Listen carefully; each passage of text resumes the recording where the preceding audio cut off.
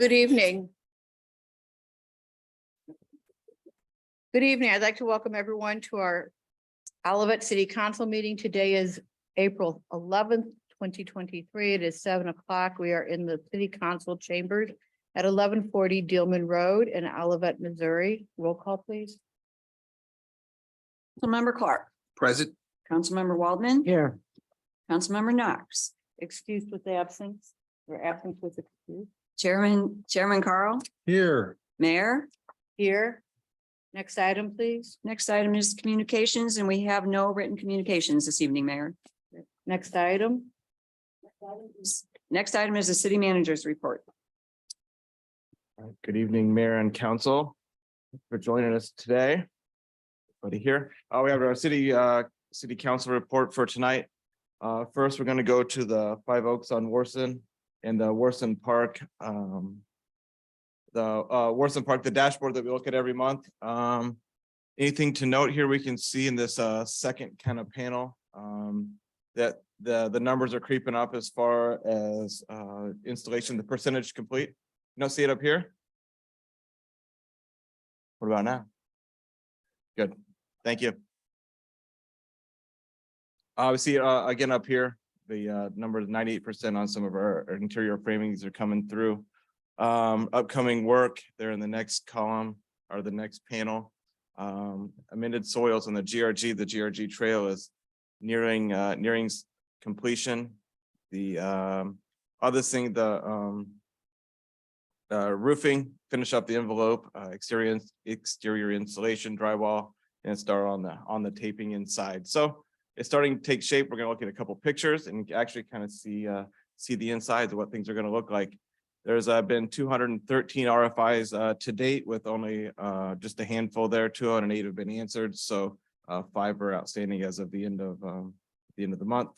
Moving on here, we can see the contract values where we're at. Current contract is at 11.8 million, and then as we'll kind of notice, these have been kind of adding up. These are PCOs, are potential change orders. These are issues that we're addressing and working through. We'll maybe have more discussions on this as these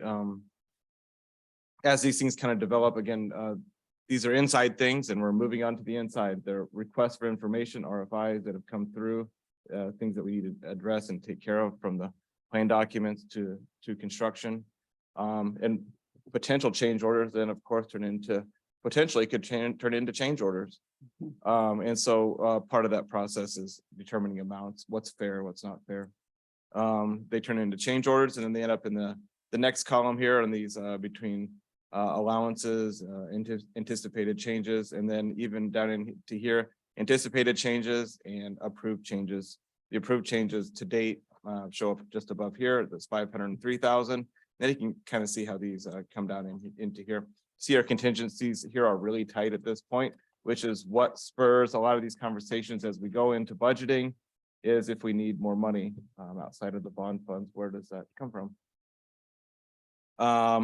So with that, as far as the value that's been billed, we're at 75.5% of the construction value billed, and MBE and WBE participation there is just barely above on the MBE participation for the contract goal, and then the WBE is above.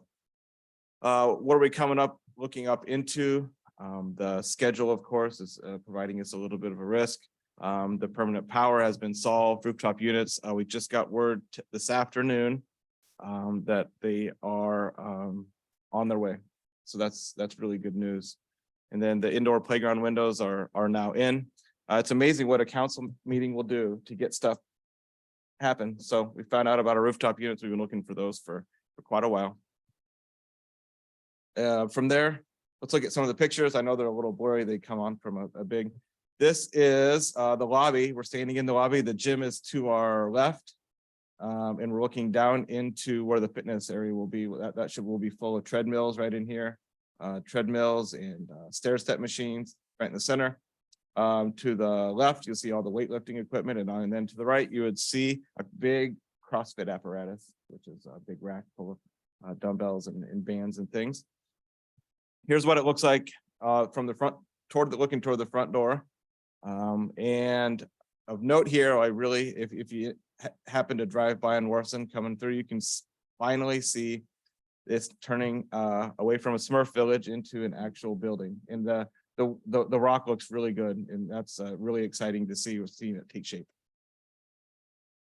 This is what the welcome desk would look like. Right behind us from here would be a fireplace. And then the gym would be kind of to our left. This is the welcome desk is right in front. Behind this little half wall here is going to be the offices for the Parks and Rec staff. And then into this room right here, or into that door, will be the indoor playground. And this doesn't do it justice nearly as much. And but the roof, you can see it kind of tilts towards and tilts across. Inside of there will be a giant indoor playground. It's exciting to see in real life, and they're excited to see what it'll look like when it's all done. Now, moving on from here to our old community center site. This is the former site of the Grandview School and Olivet Community Center, and it looks a lot smaller when you walk by it now than it did. You would never thought that building would fit on that site right there. From there, we did salvage one piece, which is the cornerstone that was right there in front by the front door. And so there's a project planned with that, but that was exciting to see it all cleaned up like that, and it looks good. So from there, do we have any questions on the community center itself? I guess we can address at the end, or we can address now if anybody has anything. Good. From there, it's kind of the dashboard or update from the Gateway I-170 TIF. This will be a monthly, the first meeting of the month. We'll look at this. I'll note here, anything in green is something that has changed from the previous month. So there's a waiting city review of the street light fixtures. I think we can take care of that tonight. Pavement pouring has begun, and then that sets off a series of events that the city will hopefully become involved with at the very end as we take care of our portion of North Price Road. But from there, if we move on to lot 3, which is the retail and commercial portion, the multi-tenant, the CD, this is word for word from the update. The CD set being sealed for submittal. I should have changed the word a little bit. CD is construction documents, and I can confirm from Carlos that we have seen those, and they are. Have we seen them? They're in the process. Although we have both parties here. They're underway, and then. I'm sorry. Yes.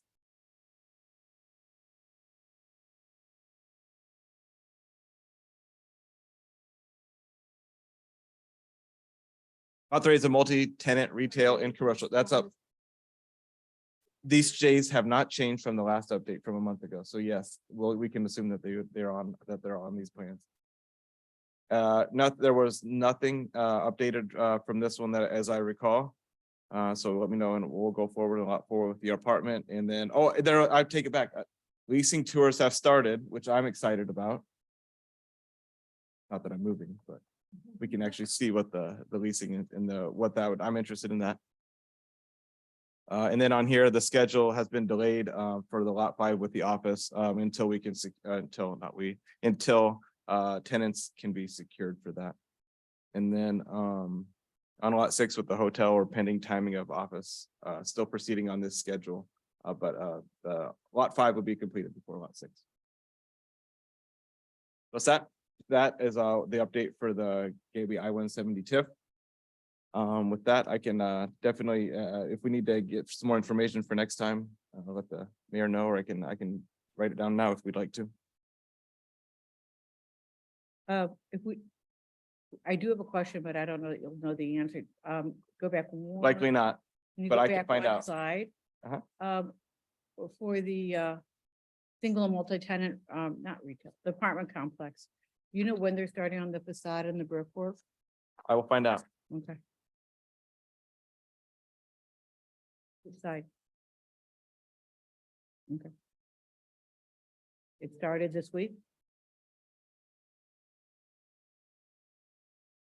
All right, news and announcements, and this is from the city website. If anybody has any interest in these, we can just go to olivetmo.com and the homepage down and go to news and announcements. The large or bulk item collection is next week, starting Monday on your regular trash day. So if you have any questions about that or what I can put out, what I can't put out, visit the website. There's a really good write-up on that. On the 22nd, which is a week from Saturday, is National Drug Take Back Day. Bring any prescription drugs that you might have that are expired to up here to the city center between 10 a.m. and 2 p.m. And they'll take them back, no questions asked, and dispose of them properly. This is a national a day through the DEA. Olivet Firefighters Community Outreach. They're having the Olivet Firefighters Community Outreach Fundraiser. Is on Friday, May 11th, and that's from 6:30 to 8 at Olivet Lanes. We have some good local sponsors, and there are up to 24 lanes available. If you visit the website, you can find out more information on how to register and what would be included there. And then the weekend of May 20th and 21st is the citywide garage sale. All you have to do is register by Friday at 5 p.m. to be included on the map. You can do that online. And then the yard signs are still available for, you can pick them up here at City Center. Again, find more information on that. They are $10 deposit for the signs. The Red Cross blood drive is Thursday, May 25th from 2 to 7 here at the City Center. Again, all this is on olivetmo.com. Other things that you find on our website, the comprehensive plan is still well underway. The beginning stages, the survey is live on April 27th at 7 p.m. There is a joint planning commission and city council meeting. And that is a public and open meeting and discuss parts of the comprehensive plan with that joint group. There is an upcoming community event. It will be at the city center and in mid-May. Finalizing details on that, but it will be a kind of the culmination of a lot of discussions and more information on that. OlivetCompPlan.com is where you'd find out information on the comprehensive plan. You can also go to the city website and find a link through there. In the Parks and Rec Department, Party in the Park is May 6th, and that is the unveiling of the mosaic. A lot of people here worked on those tiles, so come. The music starts at 5. I believe at 5:30 is the tentative plan right now for the unveiling. So on the other things that are open, the signups are open for specialty camp, sports camp, and of course Camp O, which is the whole summer camp, 8 weeks there. We are openly seeking staff, and that includes LITs or leaders in training, and also staff for the camp. So if anybody interested, go to the website. Upcoming events for the council. If you want to come here a lot, you can't come here on April 18th, next Tuesday, because that's evening with the mayor, and that is at Old Bonham School. But I guess you can come here now that I think about it, because at 7:30 is a city council special session. I will warn anybody that it's anticipated to be in closed session the whole time. So you can be here for the beginning, and then you'd probably won't be much to watch after that. The following day on April 19th at 7 is the Parks and Rec Commission. And then the following day after that on Thursday, the 20th is the Planning and Community Design Commission meeting. And then that's incorrect. It's the it's not March 24th. It's the following Monday. It's April 24th. It's not March 24th. April 24th is the EDC, Economic Development Commission, followed then by the regular city council meeting on the 25th. And then we'll going back into a normal cycle a little bit on the city council work session on May 3rd. In between here, if you pay attention to the agendas, there's gonna be some meetings posted, but they're anticipated to be closed session for city manager interviews and the like. So not much opportunity for public input or viewing there. That's all that I have for the upcoming events or for the city manager's report. So the coffee with the mayor, to clarify, it's not going to be on the morning of the 19th. It's going to be on the 18th. It's going to be at Old Bonham School. And I'll be meeting with the director of the Ladue Early Childhood Center, because they are doing a pilot program. They're bringing a pre-kindergarten to Spady School and to Old Bonham School. So I'm going to be meeting with the Ladue Early Childhood Director to talk about early childhood in the public school. And so I will be there. We'll be there from 6:30 prior to the meeting back here at 7:30. So I hope you'll join us. I wanted to make an announcement that I will not be here May 3rd. As a personal engagement that I have to attend. So,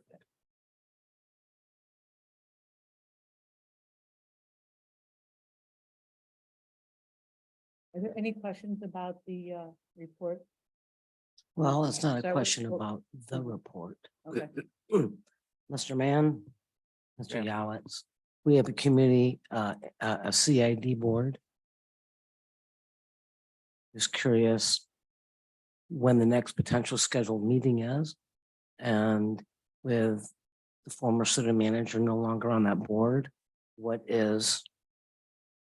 And I don't know if this is something, Mr. Martin, that needs to be private. I don't know, but what is the plan? When is the next board intended to meet?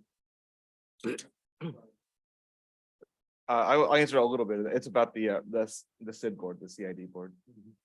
We did have a meeting. The last meeting was, I want to say it sometime in March. And the details here are on the maybe On on the the city website. That this was anticipated to have the city manager leave. I was on the board previously, as a city representative. I was nominated to be the secretary, I believe, at that. So the only outstanding, I guess, the vacancy that was created doesn't cause any trouble with the like makeup of the board itself. Mhm. There is a vacant chair, or sorry, vacant seat right now. Mhm. The anticipated timeline of events is that we would leave that board seat vacant. There's, as far as I know, there's no scheduled meetings. I could be incorrect on that, but they're not soon. And then after a new city manager is appointed, the city council would then reappoint that person and whoever else they would choose to be on the board themselves. Mr. Yowitz? Yes. So nothing, there's no date set for another meeting yet. I expect the next meeting that'll come in the next month or so will be the annual budget meeting. But as Mr. Mann mentioned, the contemplation was that the council would likely replace the city manager with the new city manager. And in the interim, to ensure compliance, we needed a secretary of the board. And so Mr. Mann was unanimously elected to that position, but there's no active work planned, I think, other than the budget will get done in the next month or two. Thank you very much. Do you want me to talk about the brick real quick that you asked about? Sure, as long as you're up here. So as it relates to the apartments, the inside is way farther along than the outside look. We had a 3-month delay in an engineering disaster, so to speak, with the brackets to hang the balconies. Until that was resolved, they couldn't start putting brick on. Fortunately, that got resolved. The lifts, so to speak, as they're called, are erected along mostly the west side and a little bit of the front west side. And so I was watching brick go up on my cameras today. So it'll go quickly because as Mr. Mann mentioned in the report, we started tours yesterday. Actually, I think the first person that was supposed to tour had to reschedule, but the staff is there. The unit is complete. It has cabinetry, flooring, blinds, furniture. It is a fully stocked, so to speak, display unit. So, you all can take tours too. We don't just give tours to prospective tenants. There are certainly a number of people who are just going to ask for a tour, which is totally fine. Thank you. Are there any other questions for Mr. Mann? So for those listening or watching this at a later date and time, I should have at the beginning of the city manager report reminded everyone that Mr. Darren Mann is our interim city manager, and we're in the interview process of hiring, but Darren is taking on this responsibility full-fledged, and we appreciate everything that you're doing above and beyond. Thank you. Thank you. Next item, please. Next item is city council reports. Start to my right. I have nothing to report. I have nothing to report at this time. My planning community design commission meeting did not take place due to the holidays of various faiths, and we will have our next meeting on the 20th. However, I do want to go into the municipal league information. Right, I should pop up my phone, but the next municipal league meeting for the community for the metropolitan cities will be at UMSL. And then in May, when they nominate the board members with the municipal league, of which I anticipate I will be asked again to comply within the bylaws for a 3-year term. And I just want to remind everybody, and Mayor, you're right, the MML installation dinner is a Thursday night. It is May 25th, starts at 6:00 PM at the usual place it's always held at. The Breckenridge, I believe is the name of the hotel, maybe the Millennium. I'm not. What is it? Yeah, the tall round one. Oh, the Renaissance. Okay, thanks, man.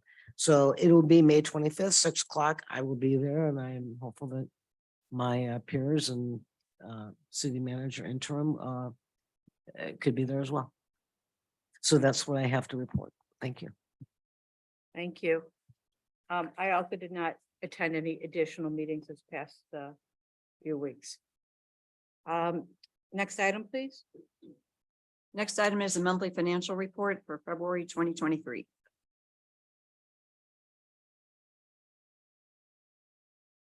Thank you, Mayor. Let me share the screen again.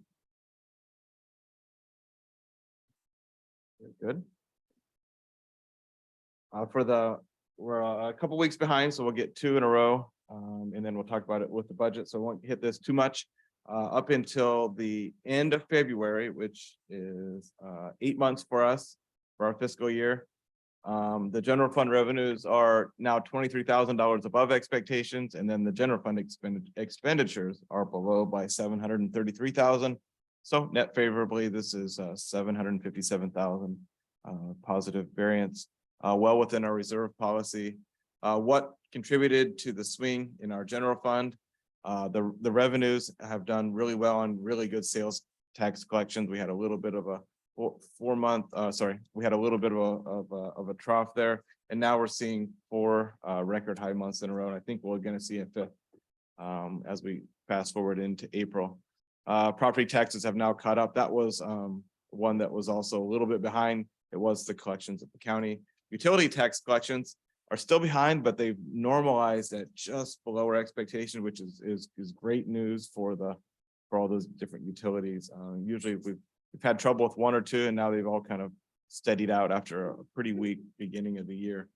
As we talked about before, expenditures, despite the variances we see, this is about what we'd expect when we look at a little bit slower than normal or slower than we expected hiring. And when I say expected, I kind of budget in that the hiring will begin right away in July. Well, most people won't list jobs until they actually are approved, and that's the case there.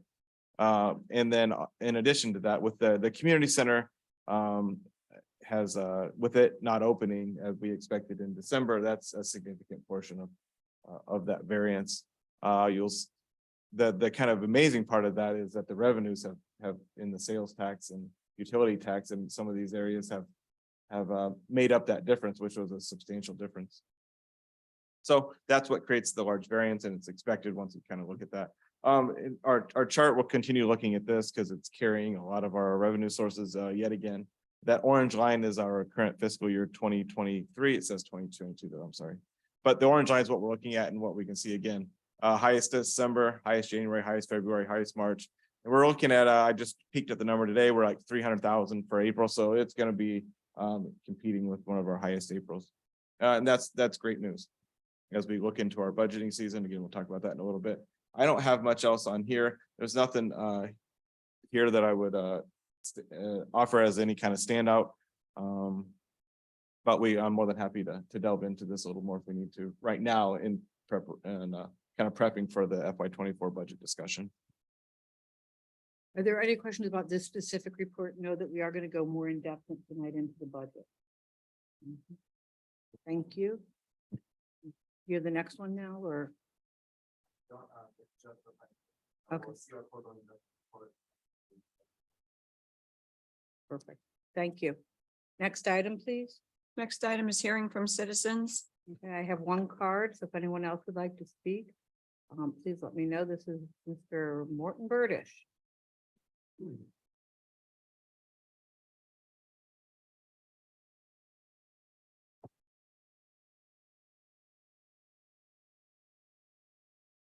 Morton Burdish, 8829 Chisholm Court. I'm here tonight to talk about urban planning. Basically, I'm against putting that apartment building in the old Alice, in the old Irvington Court, because it does nothing for our neighborhood. Most high-rise apartments are on the street or streetscape. Villas would have been the best answer for that neighborhood. You could put villas with a small green space and even connect it up to the supposed bike trail when it comes through. But I mean, this apartment building is going to do nothing for our area. We've struggled, as everybody knows. We do have some new houses going up, and I predict that there will be more new houses going up. And there probably might even be some new houses along Alice there. And they're probably not going to be too happy to look at a large scale apartment building. That's why I said that villas would be the best opportunity for our subdivision, for our neighborhood to grow. And can I ask one question real quick? Sure. Is there going to be any input from the citizens of the new city manager? There was in the past.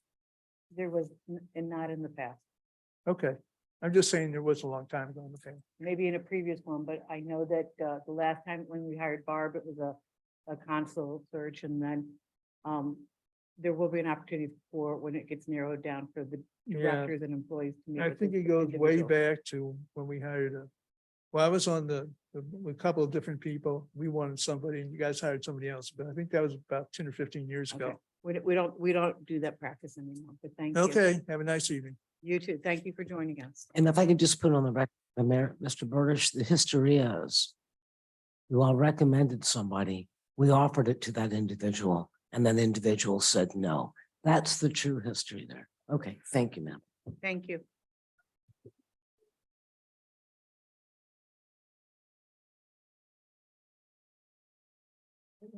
Thank you.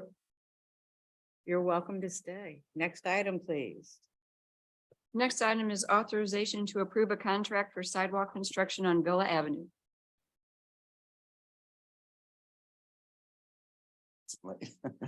Good evening, Mayor, Interim City Manager Mann, council members.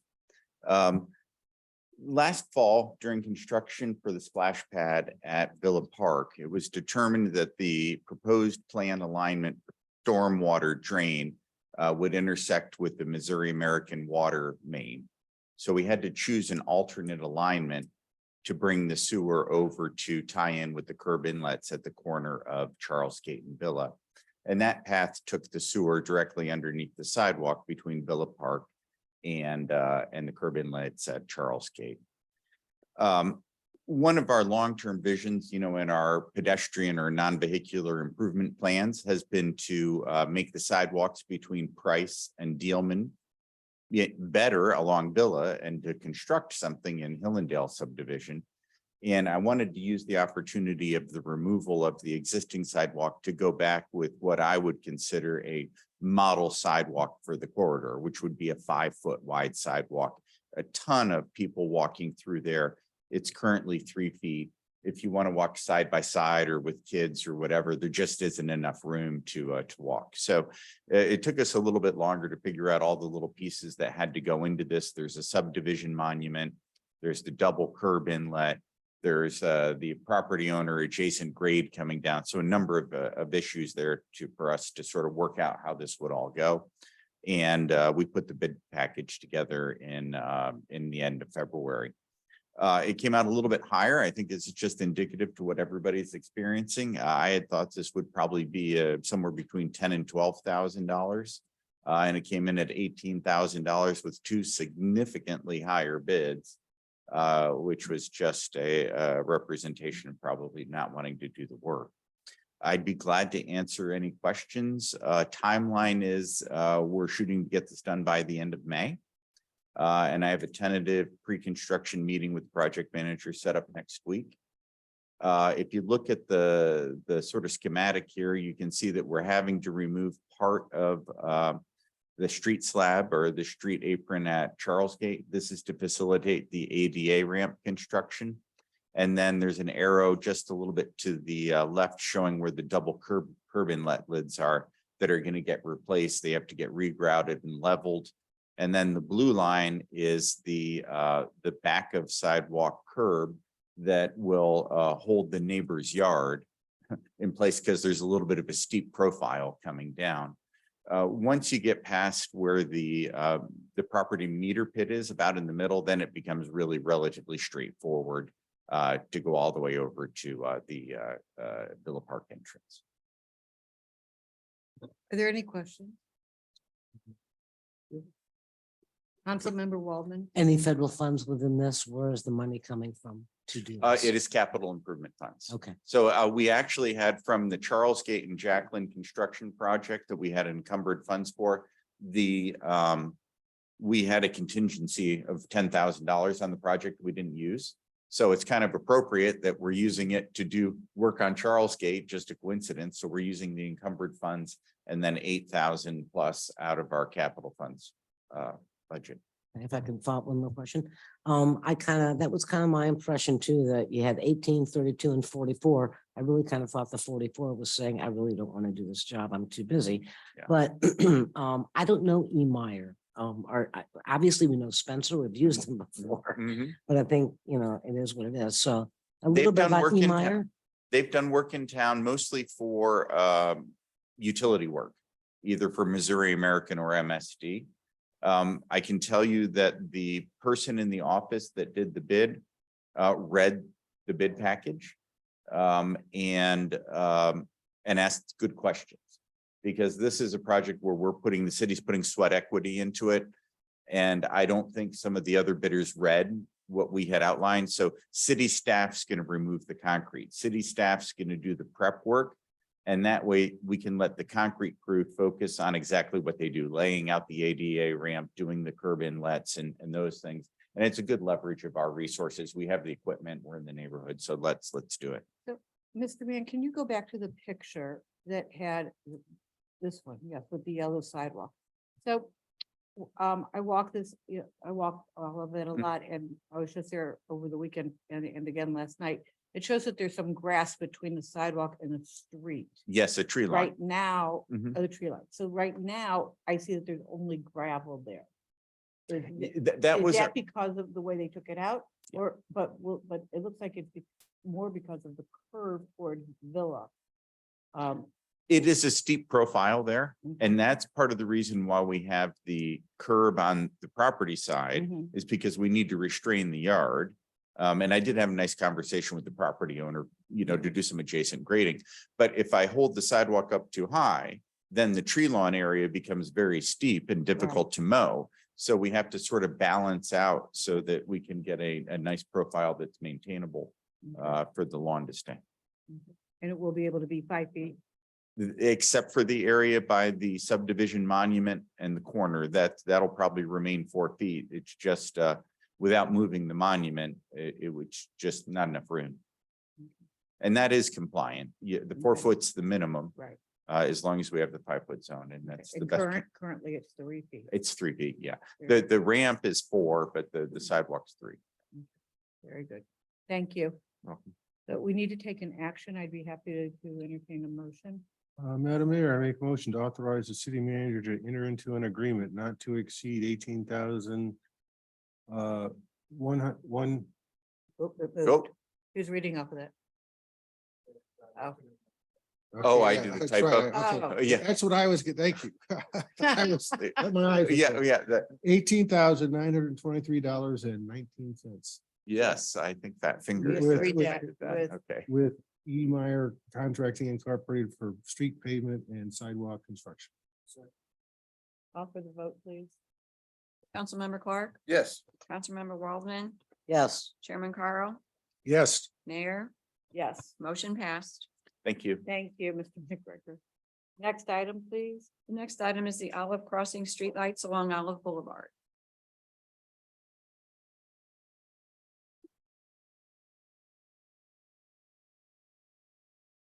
You guys turned that on by pure thought. That was just amazing. Wasn't that amazing?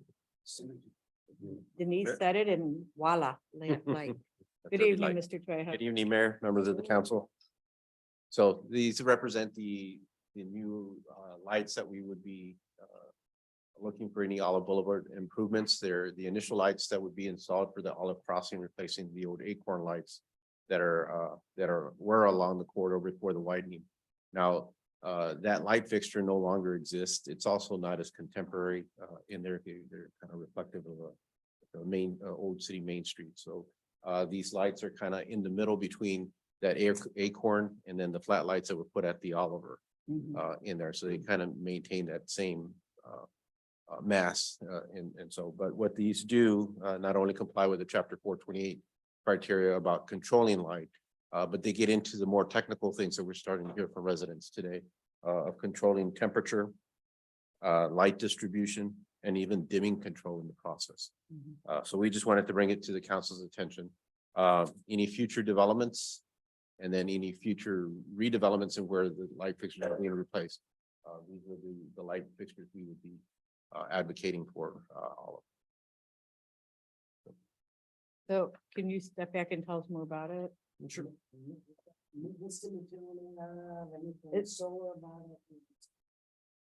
No, these are just standard street lights that would be operated through the general power source. They are by the manufacturer Steinberg lights. This is the Millennia post top, but again, it's more than a contemporary because they usually have a modern grouping, and then they have the classic grouping. It's kind of falls in the same. It maintains the same Acorn mass in there, and then it has a flat head on there, which kind of reflect what was put installed at the Oliver. Mhm. And then, so they make that transition a little bit more, I mean, you will know it because you've been told, but the transition will kind of be a little bit more subtle as you go through. But what they do, again, there are reflective gears on there that control the downing of the light source Mhm. and even the directional control. And that's one of the things that's been brought to our attention. To create that process a little bit better. They also control the light temperature, which is how white, how yellow that light can be in there. And they do have individual controls for heat. And then so that's something like in November where they have the bird overpass or so. Mhm. These type of light fixtures can be done for that can control. Who would control it?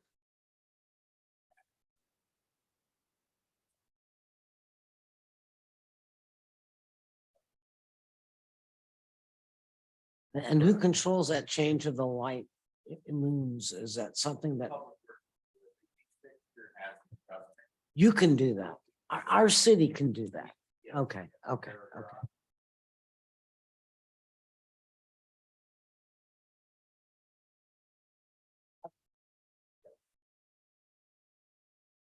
Are there any other questions? No. Mr. Clark? So I had one question. I noticed that there are some lights on Olive that don't work.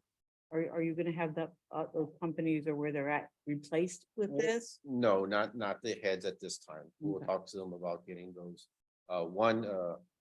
There are some concerns regarding the way that light source is controlled Mhm. in there and getting gear in place before they go brought back.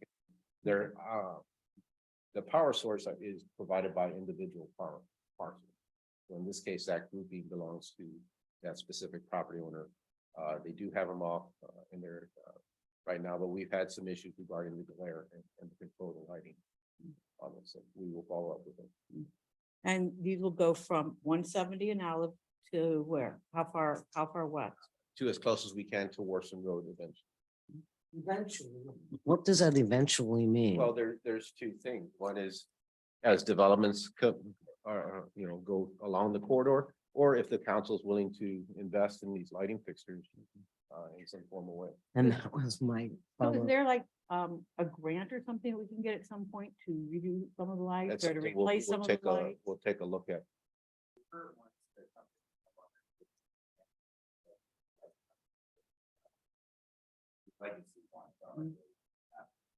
That's good to know. Who's paying for these lights? right now along Olive Crossing? For the installation, Mhm. right now, Mhm. again, they're major developments and they're part of that development project. Okay. So in this case, Olive Crossing, as those the ones at the Oliver were by the Oliver, Mobiles were by Mobiles. Okay. The original ones were provided by the Great Rivers Greenway. And then the city did have in the past the concrete post light fixtures, but there were not pedestrian, I don't believe the intention was as pedestrian. And my understanding is this is supposed to be informational, not That's for a motion or anything. Okay.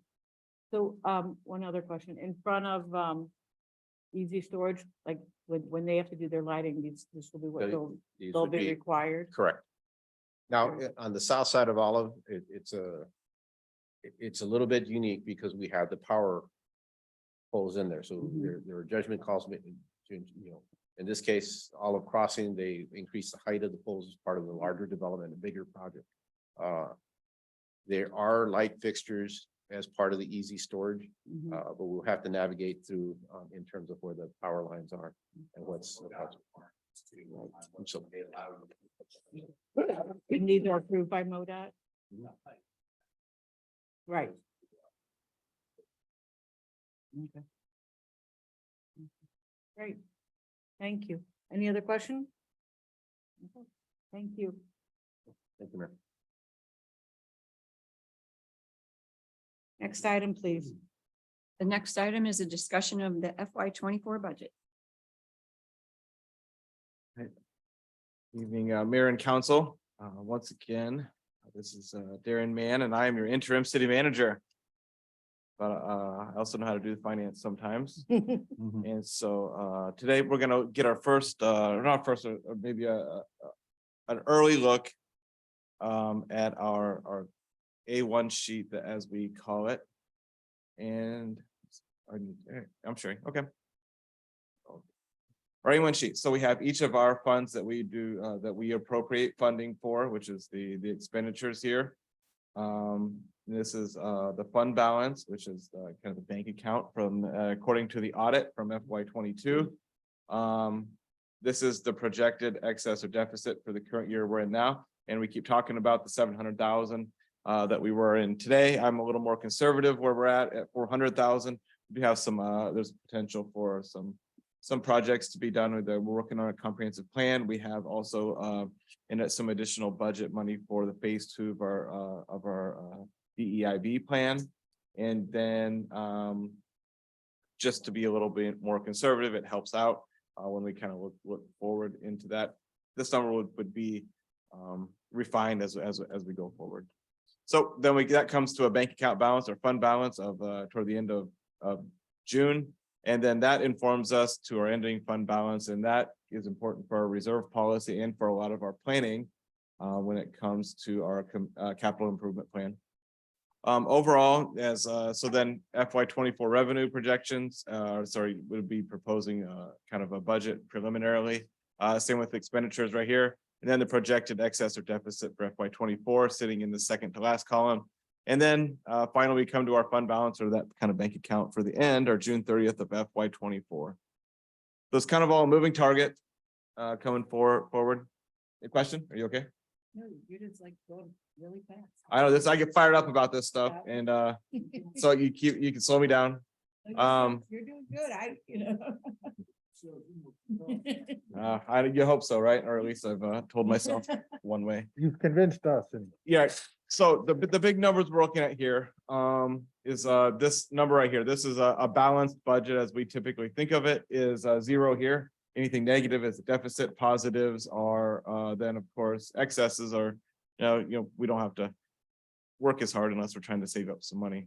Now, the two numbers here again, general fund that affects our reserve policy. Are we in balance with our operations? And then the stepping off point from there with the reserve policy is, can we pay for it today and tomorrow? We'll be looking at our, if we're okay with where we end up here, we'll be looking and kind of developing into the 5-year plan, reserve policy, 10 years for the capital improvement, stormwater parks, and the rest of these kind of capital funded things.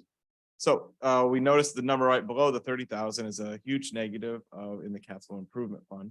And that's something then if we look at where a bank account would be toward the end of the year, that would be 500,000. We can't do this 2 years in a row if we're going to have any money in the capital improvement fund. The capital improvement fund has the streets maintenance department in it, or what we would think more of like a public works department. And then it includes capital for the streets, our streets department. So you want to at least have a little bit of fund balance in there as we hope. Stormwater parks there, we can see it's a negative 62,000. There's a couple of capital things coming in there. And then fire operations is it has turned into more or less a capital funding mechanism for our fire department. And then the public safety one, two below that, is similarly it's operational transfers and also, but significantly more for the capital improvements in the police department. The number right above that in our grants fund, typically we like to see this at 0 at any given year, and that's because we expend the grants that we get and we get the grants we expend. And we there's a little timing difference that can play into there sometimes, but mostly it's at 0. However, for this last year and the year before, we carried in a fund balance, and the fund balance is entirely made up of the ARPA funds. We haven't spent any of that. I guess I should say we've spent a little bit of it for that listing that has been approved, I think last October by council. But for the most part, we have it allocated but not spent yet. Talk about some of those things, what we're going to be planning on spending them here in a second when we enter into the capital. And I'm more than happy to review the rest of the listings if we need to tonight to refresh people. So with that, I don't have I guess one more I'll go through is the debt service and construction, and this is where the any bond issuance proceeds, they end up here. And this is you see a huge negatives in this year, and then a dwindling fund balance. And how many years can we do that? Not very many more, and that's because our community center is nearly complete. So these figures here with a negative $1 million would roughly figure out retainage, and then the final pay apps for the pay applications to pay Wright Construction, Navigate, and KEI, the architect. And then after that, $1.8 million is the fund balance in there, and that is roughly 2 years worth of debt service for the right now the 21 and 20 general obligation bonds. So then it becomes a debt service account once again that collects all the money from property taxes to pay off that debt, and then we pay it, and that's what becomes there. So that's what we'd expect to see as we finish up our big capital projects. I'm going to go into two things here, and the next set of the next couple pages shows us more or less our revenues by these the same kind of categories. We look at them in our monthly reports, and then the expenditures in our departments that we budget for. And the two biggest, I guess the 4 biggest lines here, half of them are this one, this one, this one, and this one.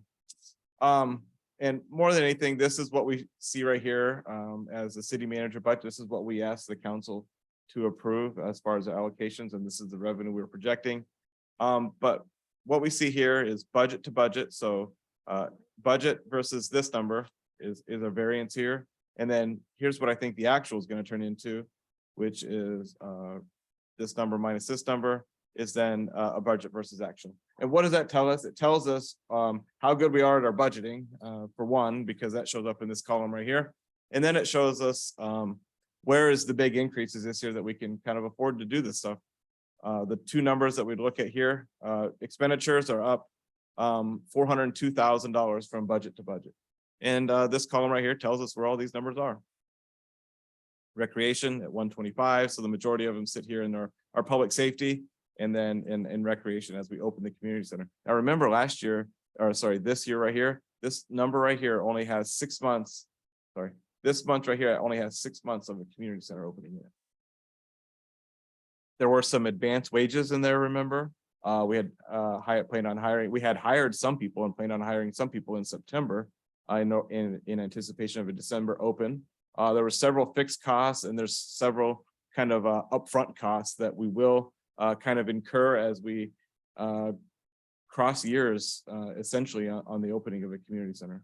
So we project them to go up only 125,000 with adding 6 months worth of 6 months worth of operations in there. that's not too bad. And we kind of look at it that way. Missy, I see a question. Yeah. All right. So Darren, this says city manager budget in March, is this what you and former city manager Sondag worked on? Is this your numbers? Or is this reflecting you now? I've reviewed these revenue numbers. The last time you guys spoke, we were in a much worse position as far as the fund balance. I'll tell you that one number that changed, I reviewed it a little bit, is this investment income number. I had it at 200, I think, like that. So numbers went up to 300. And if we were to fast forward to 2 weeks from now, I'm going to show you a number that has $12 million in that we have invested. If going rates at 4% for investment earnings today, if we do 12 million times 4%, you're going to get a number bigger than 300,000. And so that's even a little bit conservative. That's a number I don't want to get too out of hand if interest rates were to go down, because we would lose that money, not lose it. I'm not going to say we lose the money. We lose the opportunity to earn that investment income nearly overnight if the interest rates were to go down.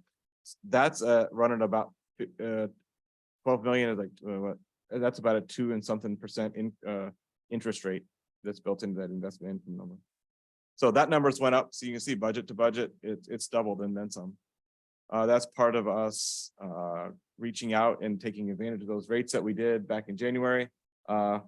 It's in the neighborhood of $30-some thousand a month that we were earning. And that's if we just rewind 2 years ago, that's like unheard of. For what we're in. That's a big opportunity for us to take advantage of. The sales tax numbers are up. Budget 300,000 above.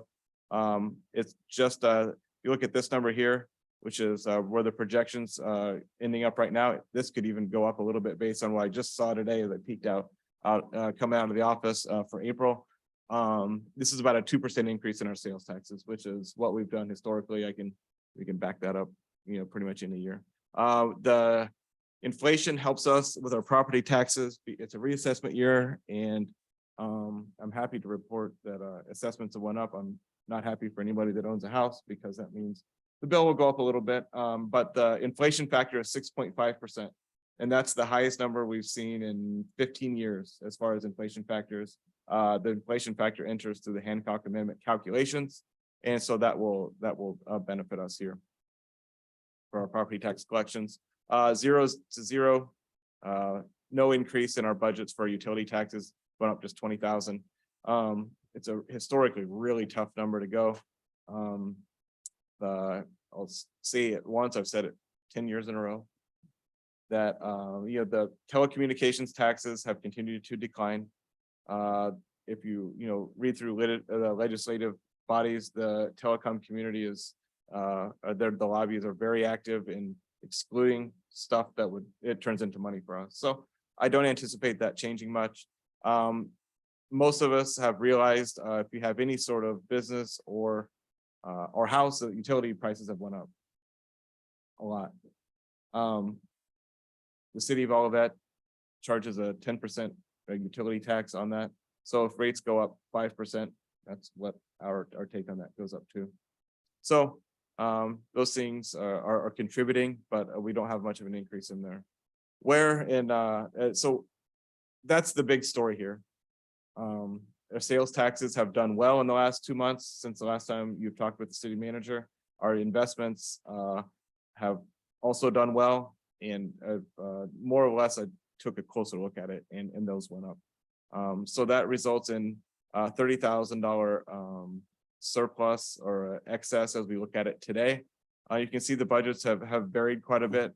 The department heads themselves have went back and looked at these a little bit closer. It's always easier to tell someone to go look at their budget when you're looking at a $280,000 deficit, and that's what you guys had showed last year, or last time you spoke. So the general fund operating, it funds 80% of our operations is in great shape so far. I don't anticipate this changing, but yes, I guess more to answer a little bit your question, Missy. Yes, before in February and in through March, we went through our budgeting process as we've done for the last 6, 8, 7, 8, 9 years, and it completed. There's some loose ends, as there always is, but you're seeing, yes, a lot of work by our department heads that was early. The sooner you do this in the year, the harder it is to project where you're going to be through the end of the year, and then it's even further to look ahead into the future. So everyone did a really good job with that. The big discussion or kind of thing tonight is what has happened in our capital improvement fund. The sales taxes, the capital improvement sales tax, which is a 0.5 cent sales tax. And then there's a dime per 100 in the county road and bridge fund that the county shares with us. And that's the two revenue sources that we get from outside. The rest of them are all transfers. The transfers pay they pay for the fire department and then the police department capital improvements are the items in the bottom here. And that's what all these transfers here are. So I'll go through the listing in a second, but the big point I'll say while we're looking at this in summary is that the street department and the street department capital are the only two things that pull on this budget. The rest of these items are all paid for by another way, a transfer or something else inside of this document.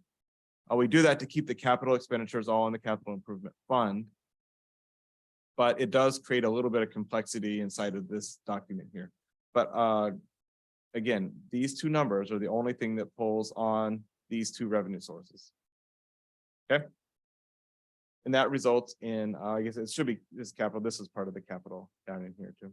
But what that means is we don't fix this problem that we're seeing by not buying stuff in the police department or not buying stuff in the fire department. This is street related activities. This is, I will point out before we go too much further too, is this in this operations fund, which is the public works department, the budgets have went down. Now, this is mostly due to the timing of, not timing, I guess. We had a milder winter. We didn't use very much salt. We don't anticipate ordering, the salt dome is fat and healthy. We don't think we're going to need to order. And this is a cyclical. It just is the cycle that the salt orders follow sometimes. So the problem isn't Bruce requesting 4 or 5 new employees as much as he'd like to. Our problem is created with the leveraging of our funds. We have unique opportunities to take advantage of, if you drive around, what is not happening that digs up a street. And one of those things is the Missouri American Water is replacing their water mains. And our I guess with the codes or our requirements for street openings say that if you dig up a street, you got to put it back. That only is fair, right? But they're not digging up the whole street. They're digging up half the street or a quarter of the street, and they'll put back a quarter of the street. And you can drive through places and find a good example and a bad example, I'm sure of that. But the bad ones are come to mind because it tears up a street. So in order to leverage these funds, Bruce McGregor has approached Missouri American Water and said, just give me the money that you were going to pay someone to do this, and we'll do the whole road ourselves. So that couldn't be a better example of leveraging of our funds. However, you can over leverage yourself, as anybody knows, and we've approached a tipping point a little bit of this. And Bruce is going to be busy next year. So we'll go into that, and that's what most of this $700,000 is. It's not backhoes and it's not dump trucks. It's roads. It's roads that are probably in many cases overdue to be replaced. It varies throughout the city where these roads are. We'll be talking about them extensively as these. We don't get around any kind of rules by doing this. We do have to bid them out and follow the normal procurement rules to do this. Outside of that, does anybody have any questions before I move on to the capital about anything we see here, or want to see anything that has always catches their eye that we want to pay attention to? Could you just remind me where the ARPA money is kind of identified right now, the ARPA money? You bet. The ARPA money itself lives in this grants fund. Like I said, we can see a $2.2 million coming in revenues, we think, this year. I'm not sure some of this will occur in this time frame. We're going to take a closer look at that. The ARPA money itself, the lion's share of it is right now earmarked for Olive and Price Road improvements. And we'll kind of leave it at that. It's, this is all a little bit in flux. I won't steal anybody's thunder, but we do have good news on a portion of that, and we won't, but the bad news is we won't have any more good news until August, if we have any news at all. So a portion of that is earmarked to improve that intersection. And the other parts of that are in October of 22, the council voted to reallocate money to the parking lot at the new community center, the old Saints lot. There's currently no money involved, no money in the budget to, or sorry, in the contract with Wright Construction to do anything to that lower lot. Are they going to tear it up? Yeah. And then so there is some funds that that we have in there in that contract to redo the driveway. That's something we're going to need to be talking about, and I don't know enough information to even ask for how much we need to ask for right now, where it would come from. That's the lion's share of the ARPA money right now. And there is some stuff that I'm missing. The comprehensive plan, in addition to the comprehensive plan, was inside of there. That was the next step. We'll review the grants. There's a little bit more that we need to go into. There are other things we got cooking in here as far as grants going is the TAP grant of the GRG trail through a Centennial Trail through Indian Meadows Park. And there's another couple grants that I'm missing. Again, we'll go through those in there. The lion's share of that is the ARPA money though. I would like to recommend going back a minute to what you just said about the parking lot over at the new community center. Yeah, I think it would behoove everyone on the council during the week to, in the next few weeks, make sure that you get up there, that you look at the upper lot, the lower lot, how deep the potholes are. And to look at the sidewalk, like around some of the different things. Yeah, so because we are gonna have to make some decisions. do not go to the old Saints lot. Do You not won't be go able all to the way get in. down. Don't drive down the driveway. You might lose your car. Yeah, get out of But it. it is, yeah, it's closed off. It's an active construction site, but at the top, of course, you can. But before we have those conversations, I do want us either to have an opportunity to see it or have video of it, because it really gonna be a Right. big discussion. It's been a known issue for quite some time. We intentionally did not do very much knowing it was going to be active construction site. We didn't want them to. Yeah. So yes, we do have some decisions, I think, to be made before June, before we approve this budget. So anything else?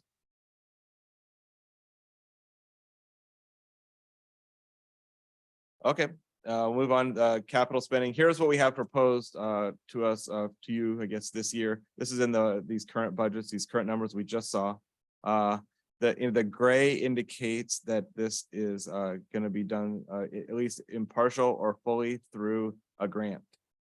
Part of the ARPA money went to the state of Missouri. A significant portion went to the states and went to the local governments. So the Department of Public Safety has grants of $20,000. I think they've been approved by council. And if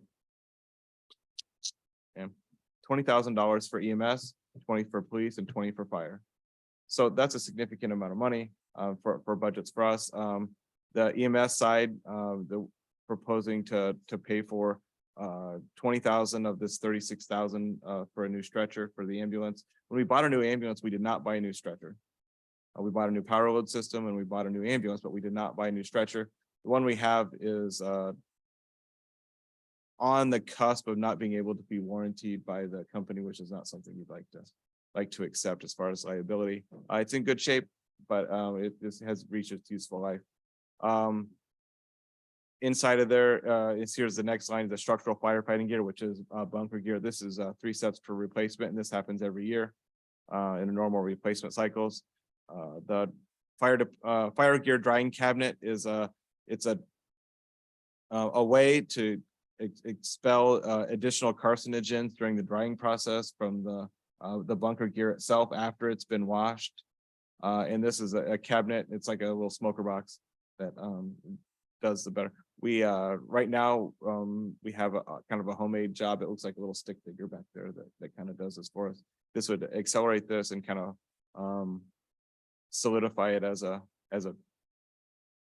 as a mechanism that we use inside of, to get rid of these carcinogens. Self-contained breathing apparatus, which is the mask and tanks, the SCBA gear. It's due for a full replacement according to NFPA standards, which we follow. And they have went up significantly in price if you looked over the last couple of years, but that's in it to replace all of the tanks and all of the masks that we have now. And then radios have become a big issue after the ECC replaced ours in 2016, 15. The radios were paid for by a grant, and that's what encrypts all of our radio transmissions. They're very expensive to replace. And so we've decided to just replace one per year if it breaks only, instead of buying all new. All new set of these, depends on who you ask, when you ask, or who wants the sale, in the neighborhood of $150,000, which is, it's pricey. So about 10,000 a piece. And then the trail response utility vehicle, the fire department has diligently applied for grants for this and has been unsuccessful to this point. And so it's proposed yet again, under that contingent basis. I will say that, the time is getting near where this won't be contingent on a grant. We have significant trails through town that will be inaccessible through anything except for a vehicle like this. And we'll have more people coming through here too on that Centennial Trail and through all the trails that we have in town and we're developing. So in the police vehicles there, the two Tahoes are set to be replaced with 2 Durangos. Those Tahoes would be filtered down through the rest of the vehicle fleets in the city. The vehicle laptops, we got a new CAD system, and it pretty much made our laptops, our in-car laptops, obsolete overnight. And so we're a year early, but we will need to replace the laptops in the cars. And then there's a vehicle data collection system inside of there, and that think of it like a black box inside of your vehicles. They all have them. Right now, we have to contact the county in order to get the data itself off the vehicles after a car crash. But now we'd be able to do this in-house with that. And it kind of follows more of the bringing in-house of a lot of the investigative materials the technology is becoming more localized rather than a one-stop shop as the prices come down. And that goes with the next item too, which is the flock cameras. We've talked about those here many times, but here they are. This is to have 6 cameras it's a 3-year agreement. So that's the 60,000 we'd pay up front for the whole. I believe it's a 3-year agreement. I'll find more information out on that. But that's why there's so much there at once. Radios is the same story as in fire department. And then the trail patrol e-bicycles is the same story as the utility vehicle in the fire department to be able to patrol those and keep an eye out in those trails and then get around a little more efficiently. So I'm going to skip over public works side for just a second because there's not much else outside of there. The AV system that we have here in the administration is for lapel mics and reprogramming some of this guy. No, it's for one lapel mic and an additional handheld mic. As we have more meetings and they continue to be on Zoom, that's the expectation. We need them more and more to be able to travel around through the room. Inside of the Stormwater Parks Fund is the parks maintenance fleet has the replace of one of the dump beds on one of the dump trucks. The truck is fine. The bed goes through has a really hard winter as it's used for salt activities, and so it needs to be replaced after a couple of years. Parks maintenance equipment itself is going to escape me for a second. I'll get more. No. Oh, it's a new toolcat. I knew it. Every single time I do it. A new toolcat. We've kind of bought in heavily into the toolcat itself. The one we have is becoming a little bit, it's down more than it's up and it's expensive to replace. So we've had this kind of slotted in for many years that this was the time to replace that. We get to keep all the additional accessories that we've got for it and use those from a drill to the bucket. Yeah. Yep. All kinds of stuff. Yep. And then the doors at Irveside and Villa Park. As anybody knows, it's spruced up their house. When you spruce up one part of the house, the rest of it just gets worse. So now here we are, this is the doors to the restrooms at Villa and Irvside. We would take the opportunity to replace the doors frames. They're not in great shape. But also to get the keying lined up, in same cores and hardware. So with our public works itself.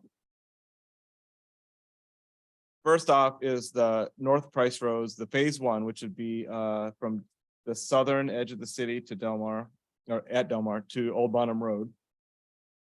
And that's going to be phase 1. This is to have an engineer design, complete the application, and then the actual application fee. That's 15,000. And this sets off, and when you look at the full picture, once we go from here to a huge sequence of phase 1s, phase 2s, it's somewhere in the neighborhood of, I'm thinking of a different project. It's a significant amount of money that if we're going to leverage our funds, that MoDOT would share with us in order to redo Price Road. And it rhymes a lot with the Old Bonham Road, and it rhymes in the same process with Dealman Road that we've done. And we know if you drive down those now, they look great, and it's looking back, it's worth the pain. I'm not sure in the middle of it, but Bruce is asking for more. The streets maintenance and the snow removal fleet itself. This is the replace of one F-750. Yes. And then the plow and everything there. This is a normal part of a cycle of replacing those vehicles. I thought it was 3. Street projects and repairs. So this $445,000 is it represents the leveraging of our funds. And if we're a little unsure now because we don't know what the payout would be from Missouri American Water. This is our projection of what our cost would be, but this is by some rough estimation, we can get $900,000 worth of work done for about $445,000. And that is that's hard to pass up, like with any kind of grant or any kind of opportunity like that. And that's where we're at with it.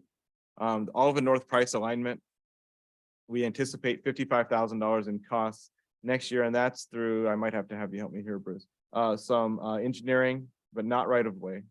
Not right.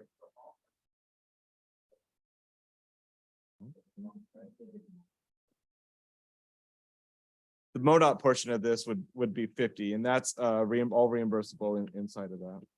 And then these costs escalate big as far as our costs are about in the neighborhood of 20%, and MoDOT's costs are at 80. So and then ARPA money steps in to fill in some of these gaps. Go ahead, Bruce. I was just going to say, interim city manager Mann alluded to the cascade in our long-term capital plan. And previously we would have done our federal projects in 3, first year of engineering, then right away, then construction. Well, everything's getting spread out now into 4 years to allow more time for right away. And that's an artifact of COVID and times like that, but everything's getting spread out longer. And we're budgeting what was once the last phase of Dealman was what, $700,000. So we're budgeting $1 million just because of price escalations for each segment of Price Road, which is a big number for us. So the pain never ends at Olive and North Price. We do eventually have a little bit of savings because the development is going to do the portion price from, I'm going to assume, We're Shul down. responsibilities lie. I think you're talking about the Irvington Rhyme development, that they're paying in for some of the traffic improvements in that area. And then I'm also including the Owlets project on the other side as well, just a portion of that entire Price Road that's coming down to hit Olive. Both of those arenas, those areas are going to be done by the developers, correct? No, I mean, I guess I'm not sure it's 100% what you're asking about. I But would, there- if I could. Just a kinda- portion yes, of yeah. the price is We what I'm have, saying for each there's one. significant amounts of money from significant amounts of players involved here. And Yeah. it's something I would like to get into when we get into the elongate this out. Where's the money coming from? Where's it going? And that's just the money part. What is actually happening here is this whole area is due for a whole, discussion.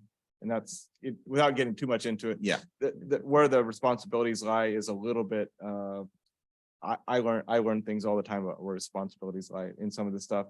I will say though, that from Locust Lane, the previous Locust Lane, all the way down between sidewalk will be done.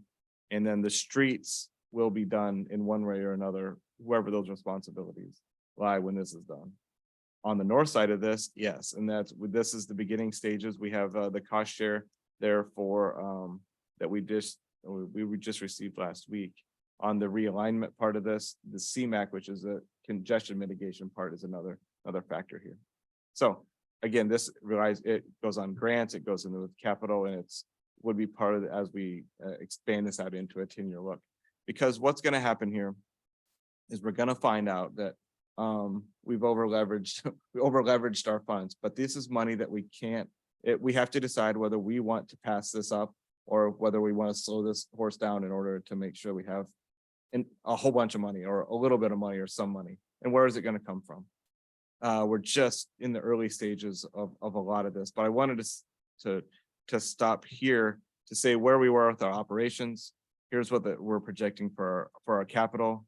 And if we have anything in this capital side that we need to slow down on or we don't want to do, then we can address it and kind of retool for the next step in the conversation.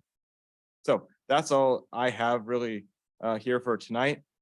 I know you guys have a busy weekend and a busy week next week and a busy month. So this is work we have to do, but I want to make it as productive as possible while we're here. And have as many decisions kind of proposed to move forward as we go forward. Thank you. I think that was really insightful and helpful. And by breaking it down, we'll cover more territory. So, are there any more questions for Mr. Mann? Great. Well, thank you, Thank you. Mr. Mann. Next item, please. Next item is hearing from citizens, part 2. Is there anyone on Zoom? Because I saw a third person came on for a little bit. Okay. Review of and approval of, I'm sorry, item number 11. Review and approval of minutes.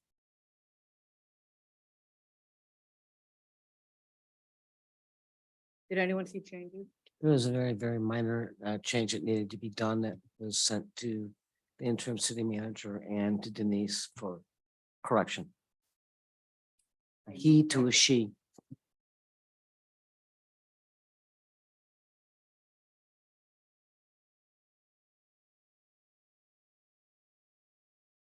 I did not get anything. There's one where I circled that in the vote, you're identifying me as a he versus a she. So I will resend it to you. That's double. It's been corrected. But it was already corrected.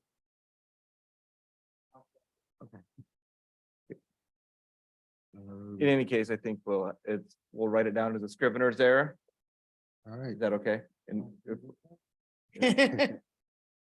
Madam Mayor, I make a motion, we approve city council minutes from March 2023. Do we have a actual? March sorry. 28, 2023. Call for the vote. Councilmember Clark. Yes. Councilmember Waldman, Yes, Chairman Carl, Yes, Mayor. Yes.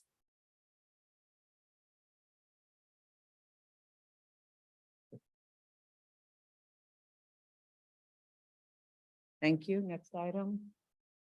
Next item is the city attorney's report. Mayor, I have no report, no need for a closed session this evening. Thank you. And I would be happy to entertain a motion for an adjournment. so moved. Madam Mayor, the municipal league meeting will